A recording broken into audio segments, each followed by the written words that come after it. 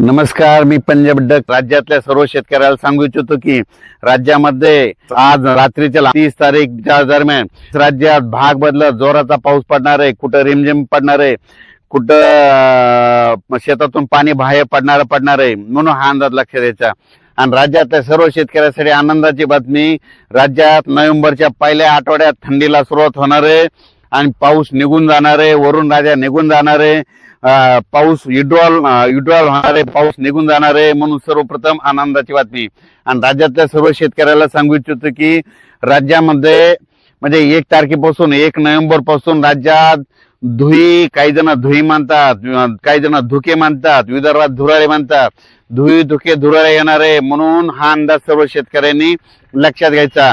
म्हणजे राज्यात फक्त आता 30 तारीख आणि 31 पर्यंत कमी प्रमाणात राहणार आहे, म्हणून हा अंदाज लक्षात। म्हणजे राज्यात 3 दिवस आता चांगले पावसाचे आहेत, म्हणून हा अंदाज लक्षात द्यायचा।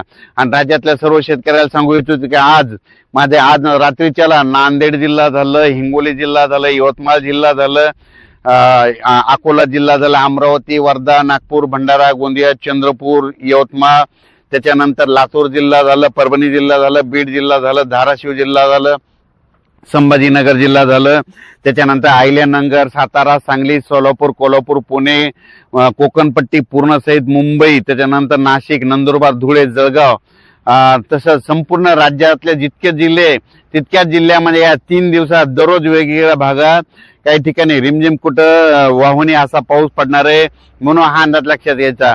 राज्यात मध्ये हा पाऊस रात्रीच्याला विजेच्या कडकडाटासह असणार आहे, दुपारनंतर काही ठिकाणी दुपारनंतर सुरुवात होणार आहे।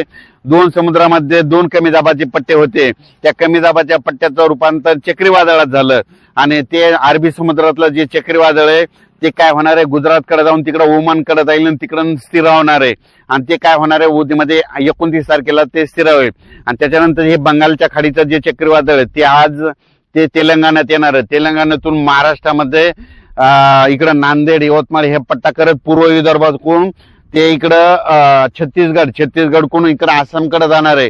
आसामकडे जात असताना फिरत असताना चक्रीवादळ असं उलट फिरता 2 चक्रीवादळामध्ये बाष्प खेचल्या जाते, त्याच्यामुळे मला महाराष्ट्रामध्ये 30च्या दरम्यान राज्यात दररोज वेगवेगळ्या भागात पाऊस पडणार आहे, म्हणून हा अंदाज सर्व शेतकऱ्यांनी लक्षात द्यायचा।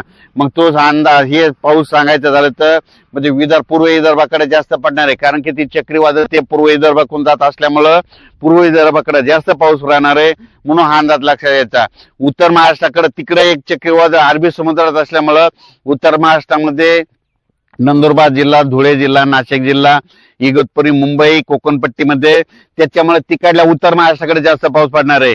ह्या चक्रीवादळामध्ये पूर्व विदर्भात पडणार आहे आणि दोन्ही चक्रीवादळाच्या म्हणजे घेरामध्ये महाराष्ट्रामध्ये जे जिल्हे आहेत त्याच्यामध्ये काय होणार आहे, भाग बदलत वेगवेगळ्या ठिकाणी विखुरलेल्या स्वरूपाचा जोराचा पाऊस पडणार आहे, हा अंदाज लक्षात।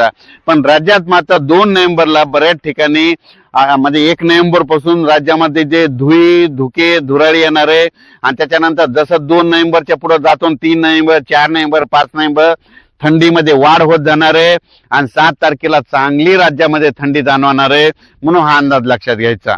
हे पाऊस आता म्हणजे हे शेवटचाच आहे, आता हे शेवटचा पाऊस आहे, फक्त लांबला कशामुळे हे 2 चक्रीवादळामुळे लांबला। धन्यवाद।